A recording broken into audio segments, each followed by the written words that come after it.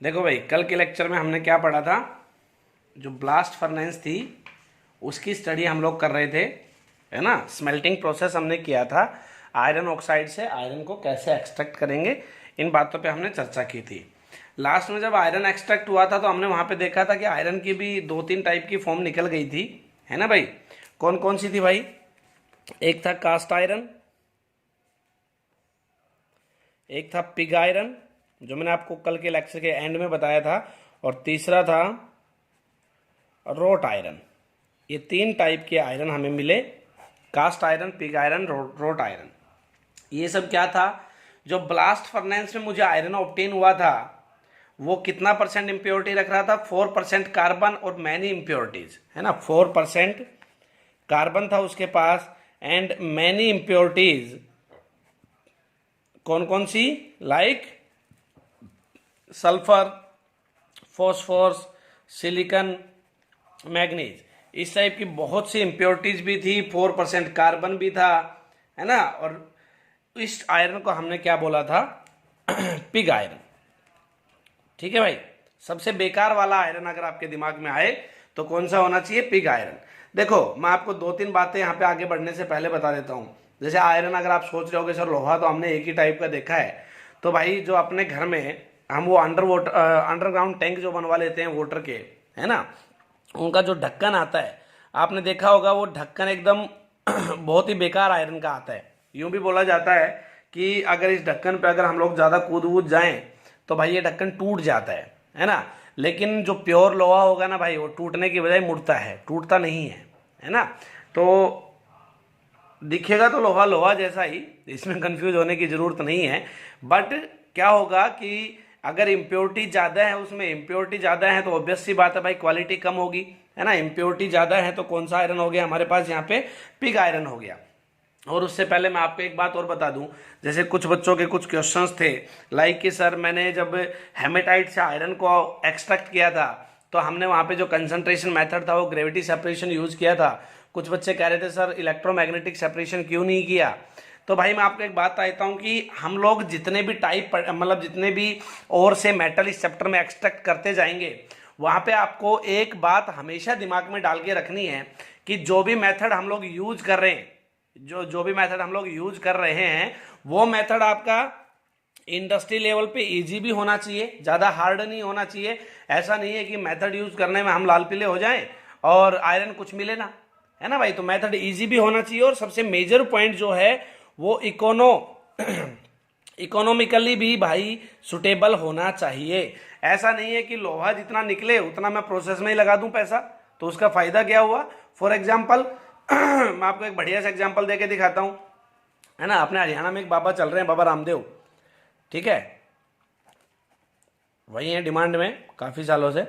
अब बाबा रामदेव ने अपनी एक भाई बहुत बड़ी दुकान खोली, नाम रख दिया पतंजलि, ठीक है। अब पतंजलि में बाबा रामदेव ने क्या कहना स्टार्ट किया? हम शुद्धता देते हैं, ठीक है, देता कुछ नहीं है, बाकी उसने कहना स्टार्ट कर दिया हम शुद्धता वगैरह देते हैं भाई, ठीक है। गाय के गोबर को भी शुद्ध करके बेचना शुरू कर दिया।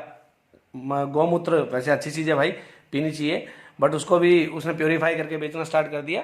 तो मैं आपको कहना क्या चाह रहा था कि बाबा रामदेव सपोज बिस्किट बना रहे हैं, है ना। इसने बोला कि हम इस बिस्किट में काजू भी डालते हैं, बादाम भी डालते हैं, पिस्ता भी डालते हैं, आटा भी बहुत अच्छा यूज करते हैं, सारी जितने जितने ड्राई फ्रूट आपने सुने हैं सब डाल दिए बाबा ने उसमें, है ना।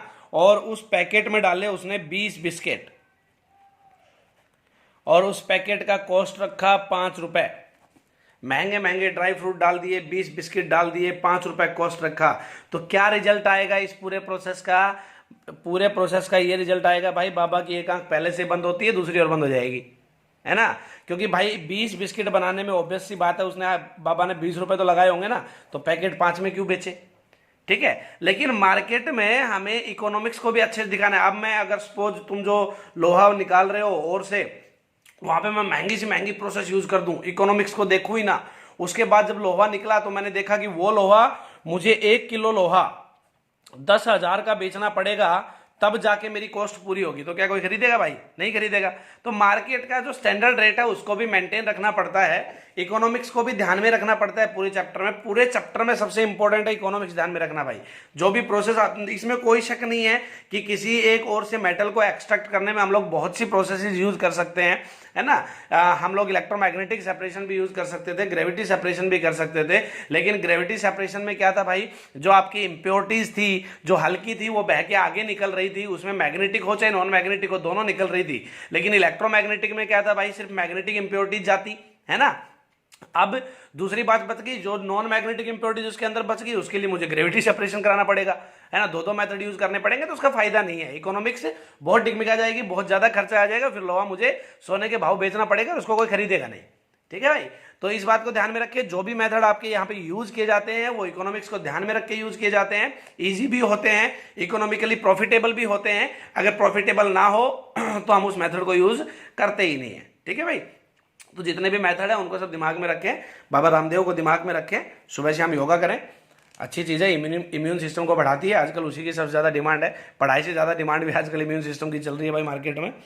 तो हम यहाँ पे 3 टाइप के आयरन की स्टडी कर रहे थे, cast iron, pig iron and wrought iron. ठीक है भाई, तो सबसे बेकार वाला आयरन जिसमें सबसे ज़्यादा इंप्योरिटी थी, कौन सा आयरन हो गया? पिग आयरन हो गया था, है ना। और उसके बाद हमने क्या किया, इस कार्बन के कंटेंट को थोड़ा सा कम कर दिया। जो कार्बन की इसमें 4% इंप्योरिटी थी उसको मैं 3% तक ले आया, थोड़ा कम कर दिया, इंप्योरिटीज को थोड़ी सी कम कर दी, और वो जो मेरा आयरन मिला वो कौन सा था भाई? Cast iron. वो कौन सा आयरन मिला मुझे? Cast iron. मतलब पिग आयरन सबसे बेकार, उससे बढ़िया कास्ट आयरन, और सबसे बढ़िया रोट आयरन। तो आपको इतना ही ध्यान रखना है कि कार्बन कंटेंट किसमें कितना कितना होता है। कास्ट आयरन आपका बीच का सा आयरन होता है, पिग आयरन सबसे बेकार आयरन होता है। पिग आयरन से हम लोग कास्ट आयरन बना सकते हैं इंप्योरिटीज को कम करके, है ना। और जो सबसे बढ़िया वाला आयरन होता है दैट इज रोट आयरन, है ना, WROUGHT, WROUGHT, रोट आयरन। इसको देखो आप कैसे बनाएंगे। ठीक है, actually road iron is the purest form of commercial iron. सबसे बढ़िया वाली, सबसे प्योर फॉर्म होती है आयरन की। It contains about 0.2 to 0.5% carbon, है ना भाई। एक छोटी सी बात और दिमाग में आ गई, पहले वो भी बता देता हूं। जैसे कल हम लोग ब्लास्ट फर्नेस की रिएक्शन मैंने बताया था, इंपॉर्टेंट आपको याद करनी है। वहां पे जैसे कुछ बच्चों के डाउट आए कि सर क्या करना है, कि हमें किसी बुक में एनसीईआरटी में लिखा है ये रिएक्शन 1073 केल्विन पे होगी, है ना। कहीं पे लिखा है ये रिएक्शन 1173 केल्विन पे होगी, कहीं पे लिखा है कि ये रिएक्शन आपकी 900 केल्विन से लेके 1573 केल्विन तक होगी, है ना। तो भाई कहीं पे रेंज दी हुई है, कहीं पे फिक्स टेम्परेचर दिया हुआ है, आपको इतना कंफ्यूज होने की जरूरत नहीं है। मैं आपको एक बात बता देता हूं, कंफ्यूज होने की जरूरत नहीं है। टेम्परेचर इतना फिक्स भी मेंशन करना कोई जरूरी नहीं है, 100-150 ऊपर नीचे हो जाए कोई फर्क नहीं पड़ता है मेरे भाई, है ना। रिएक्शन अगर 1073 पे हो रही है तो रिएक्शन 1173 पे भी होगी, इतना कंफ्यूज होने की जरूरत नहीं है। और रेंज क्या होता है, रेंज को याद करना ईजी हो जाता है। आप है ना किसी चीज की रेंज दो तो वहां पे याद करना ईजी हो जाता है, और हम लोग सीधी सी बात है झूठे नहीं बनते हैं। ठीक है ना। जैसे भाई अगर आपसे कोई पूछे कि भाई किसी की गांव में बारात आई, है ना, तो बोले यार बारात में कितने आदमी आए थे। अब हम कभी फिक्स डाटा नहीं देते हैं उसका, ऐसे नहीं बोलेंगे कि बारात में 82 आदमी आए थे। हम बोलते हैं भाई बारात में आए होंगे आपके 70 से 100 आदमी, है ना। 70 से 100 आदमी बोल दिया। अब वहां पे अगर आदमी 85 निकले हम तो भी झूठे नहीं है, आदमी 90 निकले हम तो भी झूठे नहीं है भाई, और आदमी अगर 78 निकल गए हम तो भी झूठे नहीं है। ठीक है, तो सीधी सी बात है कि रेंज देना टेम्परेचर की आपको सच्चा साबित कर देगा, आपकी गलती नहीं पकड़ी जाएगी, और फिक्स भी बताते हो तो भी बड़ा इशू नहीं है। और अगर 2-3 बुक का आप नोट्स उठा के पढ़ रहे हो, कहीं पे कंफ्यूजन आ रहा है भाई, और ऐसे चैप्टर्स में अगर कंफ्यूजन आता है, टेम्परेचर वगैरह का कंफ्यूजन आता है, तो हम आपको एक बात बता दूं, डाटा सिर्फ एनसीईआरटी से देखें, और कहीं एनसीईआरटी के डाटा को दिमाग में फिक्स कर ले, कहीं पे कंफ्यूज होने की जरूरत पड़ेगी ही नहीं। ठीक है, एनसीईआरटी का डाटा बेस्ट डाटा है ऐसे चैप्टर्स के लिए। और ये जो आपके 2-4 चैप्टर चले हैं, थोड़े से रटने वाले चैप्टर हैं भाई, डाटा आपको याद रखना भी पड़ेगा। ठीक है, तो ज्यादा कंफ्यूज होके ना चले, कूल होके चले एकदम भाई। ठीक है, अब हम जैसे रोट आयरन की स्टडी कर रहे थे, तो रोट आयरन में हमने क्या बोला, आयरन आपका कितना मिलेगा, 0.2 से 0.5% कार्बन मिलेगा। सॉरी, नोट आयरन, कार्बन कितना मिलेगा बेटा, 0.2 से 0.5% कार्बन मिलेगा। और फॉस्फोरस, सिलिकॉन वगैरह की इंप्योरिटीज भी मिलेंगी in the form of slag. Phosphorus हो गया, सिलिका हो गया, इस टाइप की इंप्योरिटीज भी मिलेंगी भाई स्लैग की फॉर्म में। Carbon in wrought iron is present partly as graphite and partly as cementite. अब जैसे इसने कहा है कि कार्बन जो रोट आयरन में होता है ना, वो ग्रेफाइट की फॉर्म में भी होता है, केमेंटाइट की फॉर्म में भी होता है, आयरन कार्बाइड की फॉर्म में भी होता है। ठीक है, आपको ग्रेफाइट की फॉर्म में भी कार्बन मिल सकता है, केमेंटाइट की फॉर्म में भी कार्बन मिल सकता है। केमेंटाइट जो आपकी मैंने फॉर्मूला वगैरह सब बताए हुए हैं पहले, जो आपको टेबल दी थी उनमें मिलेगा। केमेंटाइट की फॉर्म में भी मिलेगा बेटा, आयरन कार्बाइड की फॉर्म में भी मिलेगा। ठीक है, तो कार्बन आपको किसी भी फॉर्म में मिल सकता है रोट आयरन में। इनमें परसेंटेज आपको ध्यान रखनी है, मैं फिर रिपीट कर दे रहा हूँ, 0.2 से 0.5% इसमें आपका कार्बन होगा। और जो रोट आयरन होता है वो सॉफ्ट होता है, मैलिएबल होता है और डक्टाइल होता है ना। सॉफ्ट मिलेगा, डक्टाइल मिलेगा और मैलिएबल मिलेगा। और ये तीनों क्वालिटीज देखते आपके दिमाग में आ रहा होगा, सबसे बढ़िया लोहा तो यही है, असली लोहा तो यही है ना, जो डक्टाइल भी हो, मैलिएबल भी हो, जिसकी सीट वगैरह भी बनाई जा सके, जिसके खींच के वायर भी बनाए जा सके भाई। अब पिग आयरन और कास्ट आयरन में मैंने आपको क्या बताया था, पिग आयरन की अगर मैं स्पेशली बात करूं तो टूट जाता है ना, डक्टिलिटी मैलिएबिलिटी शो नहीं करता है मेरे भाई, टूट जाता है। अब टूट गया तो फायदा क्या है ना, क्योंकि इंप्योरिटी ज्यादा है तो अपनी ये प्रॉपर्टीज वो शो नहीं करता है। तो रोट आयरन जो है आपका वो सॉफ्ट भी है, डक्टाइल भी है और मैलिएबल भी है। The presence of slag in it makes it tough and resistance toward rusting and corrosion. और इसके अंदर जो स्लैग प्रेजेंट होगा, स्लैग मैंने बताया था कौन कौन सी इंप्योरिटीज होंगी, फॉस्फोरस और सिलिकॉन टाइप की जो इंप्योरिटीज हैं वो स्लैग की फॉर्म में प्रेजेंट होती है भाई, थोड़ी सी है ना, इतनी नहीं होती है ये कि इनको रिमूव करने की भी जरूरत पड़े, और बाकी रिमूव होती भी नहीं है। ठीक है, थोड़ी बहुत इंप्योरिटीज रह जाती है रिफाइनिंग से पहले। तो हम यहाँ पे एक बात करेंगे भाई कि जो फॉस्फोरस और सिलिकॉन जैसी जो इंप्योरिटीज हैं वो स्लैग की फॉर्म में प्रेजेंट होंगी। और ये स्लैग यहाँ पे मेरे लिए क्या फायदा करेगा, ये टफ बनाएगा आयरन को, रेजिस्टेंस करेगा रस्टिंग से और कोरोजन से, जंग लगने से भी बचाएगा ये। ठीक है भाई, it is there for use to make chains, bolts, nails, railway carriage, couplings. ये जो जहां पे लोहे की बड़ी बड़ी चीजें बनाई जाती है वहां पे रोट आयरन ही आपका यूज किया जाता है, बढ़िया वाला आयरन ही यूज किया जाता है। लाइक आपकी रेलवे में जो भी चीजें बनती हैं, आपके बोल्ट वगैरह जो बनते हैं, चेन वगैरह जो बनती हैं, मोटी मोटी चेन आपकी सामान को खींचने बेचने के लिए, तो वो सब क्या है आपकी रोट आयरन की ही बनती है। It can be easily magnetised, hence at it is use to make magnet in electric cranes and dynamos. Dynamos और इलेक्ट्रिक क्रेन्स जो होती हैं, डायनेमोज हो गए, इलेक्ट्रिक क्रेन्स जो हो गई, उनके जो मैग्नेट होते हैं ना भाई, उनके जो मैग्नेट होते हैं इट इज इजिली मैग्नेटाइज्ड। ये जो लोहा होता है वो इजिली मैग्नेटाइज्ड होता है और यूज होता है क्या करने में बेटा, to make magnets in electric cranes, electric cranes के मैग्नेट बनाने में भी। अब मैं देखो एक छोटी सी बात बताता हूं आपको, ये जितनी भी क्वालिटीज मैंने बताई हैं, अब आपसे क्वेश्चन कैसे पूछेगा, कौन सा आयरन सॉफ्ट, डक्टाइल और मैलिएबल होता है, दिमाग में आएगा रोट आयरन, है ना। कौन सा आयरन आपका इलेक्ट्रिक क्रेन्स के मैग्नेट बनाने में यूज में होता है, दिमाग में आएगा रोट आयरन, है ना। इसका जो स्लैग होता है वो क्या फायदा करता है भाई, रस्टिंग कोरोजन से बचाता है भाई, टफ बना देता है इसको। ये सब बातें आपको दिमाग में रखनी है, इन पे छोटे छोटे क्वेश्चन बहुत बनते हैं भाई। तो road iron is prepared from cast iron by decreasing the carbon content. ये बात तो हम कई बार कर चुके हैं। पिग आयरन का कार्बन कंटेंट कम कर दो, कास्ट आयरन बन जाएगा, मतलब कार्बन कंटेंट कम कर दो, पिग आयरन, सॉरी मैंने कार्बन लिख दिया, पिग आयरन का कार्बन कंटेंट कम कर दो और वी कैन से इंप्योरिटीज कम कर दो, क्या बन जाएगा, कास्ट आयरन। कास्ट आयरन का कार्बन कंटेंट कम कर दो, क्या बन जाएगा, रोट आयरन। ठीक है ना। तो पिग आयरन से क्या बनाते हैं, कास्ट आयरन बनाते हैं, आयरन स्क्रैप भी यूज करते हैं, आपको पता होगा स्क्रैप मतलब छोटे मोटे बचे हुए टुकड़े ही होते हैं भाई, है ना। And oxidising the impurities, wrought iron is prepared from cast iron by decreasing carbon content and oxidizing the impurities like sulfur, phosphorus, silicon, manganese, etc. in a reverberatory furnace lined inside with hematite. The hematite oxidizes carbon to carbon monoxide, sulfur to sulfur dioxide, silicon to silicon dioxide, phosphorus to P4O10 and manganese to MnO। ये बातें हम कई बार बता चुके हैं कि impurities कैसे अपने वोलेटाइल ऑक्साइड बना के बाहर निकलती हैं, ज्यादा फोकस करने की जरूरत नहीं है ना। तो भाई इनमें कंफ्यूज नहीं होना है ज्यादा। रिएक्शन वगैरह आपसे पूछे तो Fe2O3 आयरन ऑक्साइड है, कार्बन के साथ रिएक्ट करेगा और क्या बना लेगा अपना भाई यहाँ पे Fe+3CO, आयरन मिल गया मुझे यहाँ पे। इसी को अगर मैं सल्फर के साथ रिएक्ट करा दूं, Fe2O3 को अगर मैं यहाँ पे सल्फर के साथ रिएक्ट करा देता हूं तो क्या बनेगा भाई आपका 4Fe प्लस 3SO2, ठीक है ना। तो ये जो SO2 और CO बने हैं ये क्या करेंगे, एस्केप कर जाएंगे, गैसेज छोड़ के भाग जाएंगे। Where as manganous oxide MnO and silicon oxide combine to form slag. और देखो मैंने क्या कहा यहाँ पे, कार्बन वगैरह की जो इम्प्योरिटीज थी कार्बन मोनोऑक्साइड बना के बाहर, सल्फर वगैरह की जो इम्प्योरिटीज थी सल्फर डाइऑक्साइड बना के बाहर, लेकिन जो मैग्नीज ऑक्साइड बच गया गैसियस तो होता नहीं है, सिलिकॉन ऑक्साइड बच गया ये भी गैसियस नहीं है।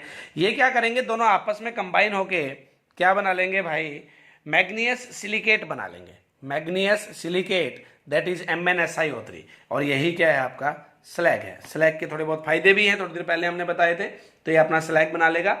सिमिलरली वैसे ही जैसे इन सब की रिएक्शन होगी, लाइक कार्बन कार्बन मोनोऑक्साइड बना के सल्फर सल्फर डाइऑक्साइड बना के बाहर, मैग्नीशियस ऑक्साइड और सिलिकॉन ऑक्साइड ने स्लैग बना लिया, वैसे ही हमारे पास जो P4O10 था ये क्या करेगा, अपना फेरिक फॉस्फेट बनाएगा, दैट इज FePO4। FePO4 ये भी क्या है, स्लैग है ना। जो भी आपका एक we can say simply complex सा जो कंपाउंड बन जाता है, लाइक FePO4 MnSiO3 ये सब आपके स्लैग ही हैं भाई। तो ये स्लैग की फॉर्म में बना वो कर लेंगे, अपना कंपाउंड बना लेंगे। Limestone is added as flux, है ना, लाइमस्टोन को एज ए फ्लक्स ऐड किया जाता है। This also helps to remove SiO2 as CaSiO2, है ना। ये कह रहा है कि अगर मैं लाइमस्टोन डाल दूं, लाइमस्टोन आपको ध्यान होगा एक दो बार हमने पहले भी डाला है, वो रिएक्शन अगर आपको ध्यान हो तो CaCO3 वाले डिसोसिएट करके CaOCO2 निकाला था। तो इसने कह रहा है कि अगर लाइमस्टोन को हम लोग कई बार फ्लक्स के रूप में यूज करते हैं, उसका फायदा क्या होता है, अगर लाइमस्टोन डाल दिया तो वो सिलिकस ऑक्साइड जो है SiO2 जो है इसके साथ कंबाइन होके CaSiO2 बना के स्लैग बना लेगा अपना, है ना। तो स्लैग किसी भी फॉर्म में बन सकता है, लाइमस्टोन वगैरह डाल के भी बना सकते हैं, ये ना डालो तो MnO भी आपका स्लैग बना लेगा। बट आपको ध्यान क्या रखना है भाई, सिर्फ ये ध्यान रखना है कि रोट आयरन कैसे बनेगा, किससे बनेगा, रोट आयरन कास्ट आयरन से बनेगा, कैसे बनेगा, जो आपकी कार्बन कंटेंट है उसको कम कर देना है, और जो इम्प्योरिटीज बच गई उनका क्या क्या करेंगे, कार्बन की जो कार्बन की जो इम्प्योरिटी थी कैसे कम करेंगे भाई, कार्बन मोनोऑक्साइड बना के बाहर, सल्फर की इम्प्योरिटी को SO2 बना के बाहर, MnO SiO2 जैसी इंप्योरिटीज बन गई स्लैग बना लेंगी, P4O10 जैसी इंप्योरिटीज बच गई अपना स्लैग बना लेंगी, नथिंग एल्स, ठीक है भाई। तो ये सब था। उसके बाद हम देखते हैं production of steel from pig iron. Production of steel, production of steel from pig iron. Steel का प्रोडक्शन कैसे करेंगे पिग आयरन से, ठीक है। पिग आयरन से हम स्टील भी बना सकते हैं, कैसे बनाएंगे वो अभी बता रहा हूं। उससे पहले आपको pig iron, cast iron, wrought iron तीनों क्लियर होना चाहिए, किससे कौन सा आयरन बनाया जाता है वो क्लियर होना चाहिए, इंप्योरिटीज किसमें सबसे ज्यादा होती है वो क्लियर होना चाहिए, रोट आयरन में जो इंप्योरिटीज प्रेजेंट होती है उनका क्या क्या हम रिएक्शंस कराते हैं वो सब क्लियर होना चाहिए, रोट आयरन की क्या क्या प्रॉपर्टीज होती है, किन किन में वो यूज होता है। स्पेशली रोट आयरन ही थोड़ा सा लेंदी था हमारे पास, तो पिग आयरन कास्ट आयरन का तो जस्ट डेफिनेशन था बच्चे, है ना। रोट आयरन में क्या था कि कहां कहां पे ये यूज होता है वो सब आपको याद होना चाहिए। अब चर्चा करते हैं production of steel from pig iron पे। अब बेटा pig iron is converted into steel as follows. Pig iron जो है, पिग आयरन को किस में कन्वर्ट करना है मैं लिख दे रहा हूं, पिग आयरन कन्वर्ट करना है भाई स्टील में, ठीक है। कैसे करेंगे, the carbon content from 3 to 4% present in pig iron is reduced to 0.05 to 1.5% in steel। जो पिग आयरन में हम लोग बोलते हैं 4% कार्बन होता है ना, या मैं हल्की से आपको रेंज दे दूं 3 to 4%। आप 4% बोलोगे तो भी गलत नहीं हो, आप 3% बोलोगे तो भी गलत नहीं हो, मैं बता देता हूं आपको, है ना। सॉरी, आप 3 to 4% बोलोगे तो भी गलत नहीं हो, आप 4% मेंशन कर देते हो तो भी गलत नहीं हो पिग आयरन में बच्चे, ठीक है। तो इसने कहा क्या है कि पिग आयरन में जो 3 to 4% कार्बन होता है, कार्बन कंटेंट जो होता है उसको मुझे स्टील में 0.05 से लेके 1.5% तक लेके आना है, तब जाके स्टील बनेगा, है ना।